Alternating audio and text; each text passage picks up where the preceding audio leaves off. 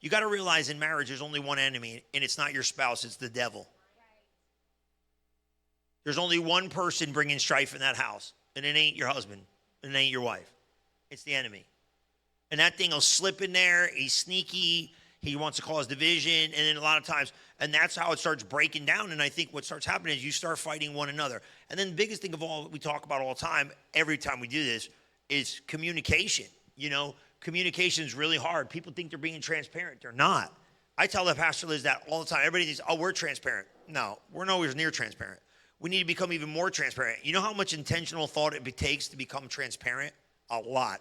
It's a lot of thought. And most of the time what happens is we communicate on the surface and we don't get to things, and then all these other things start flurrying in other areas where, you know, that's not good. So I think one of the biggest things with this, you got to really build a strong biblical marriage. And that means you got to educate yourself to what that looks like, because that's not something maybe every one of us have seen.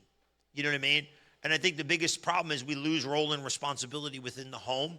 And once you start losing role and responsibility, it's not like a dictatorship or anything.